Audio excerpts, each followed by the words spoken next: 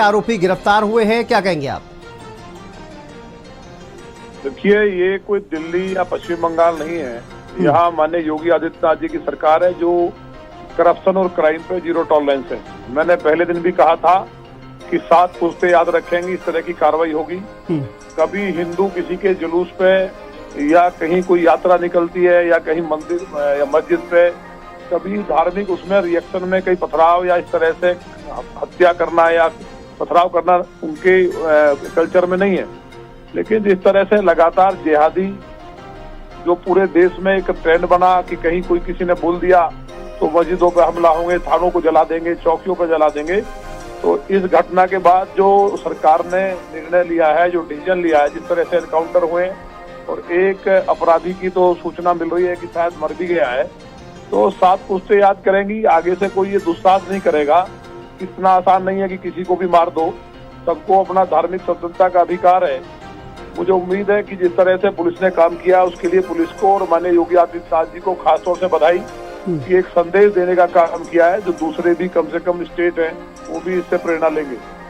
नंदकिशोर जी, अभी बीजेपी के जो यूपी के कांग्रेस के अध्यक्ष हैं, यूपी कांग्रेस के, वो ये कह रहे थे कि देखिए पुलिस जो है वो अपनी नाकामियों को छुपाने के लिए इस तरह के फर्जी एनकाउंटर को अंजाम देती है। वो एनकाउंटर को फर्जी बता रहे हैं।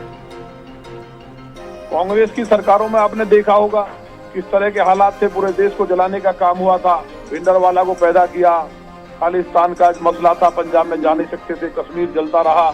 वहां से इन लोगों की सारी जो बोए हुए बीज थे उसमें 1990 के दशक में सारे कश्मीरी जितने भी लोग थे वहाँ हिंदू सब वहां से भगा दिए गए, उनके कत्ल कर दिए गए, लाखों लोगों के बलात्कार हुए। तो ये लोग तो इन अपराधियों के, आतंकवादियों के समर्थक हैं। तो इन लोगों को तो फर्जी दिखाई देंगे सारी चीजें। लेकिन जो पुलिस ने किया है, जो माननीय योगी जी खुद इतने चिंतित थे, उन्होंने कहा था कि कोई बचेगा नहीं, उस बात को पूरा करने का काम किया। इसलिए योगी जी पे जनता को भरोसा है, इस देश को भरोसा है।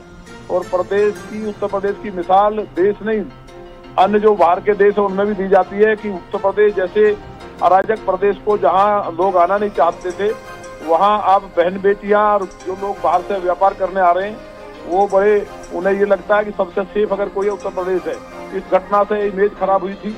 हमारे यहाँ दासना में भी बवाल करने की कोशिश की गई थी, लेकिन जिस तरह से पुलिस ने यहाँ भी और वहाँ जो एनकाउंटर किया है बहराइच में, वो एक नजीर बनेगा। और इससे प्रदेश में जो इस तरह की जो सोच रखने वाले लोग हैं, जो कहीं ना कहीं मदरसों में पढ़ करके और केवल उनको लगता है कि जो ये सब लोग हैं जो सनातन धर्म को मानने वाले काफिर हैं, इनका कत्ल कर दो जन्नत मिलेगी, तो उनको जन्नत में हूरों से मिलाने का काम माननीय योगी जी बखूबी करना जानते हैं।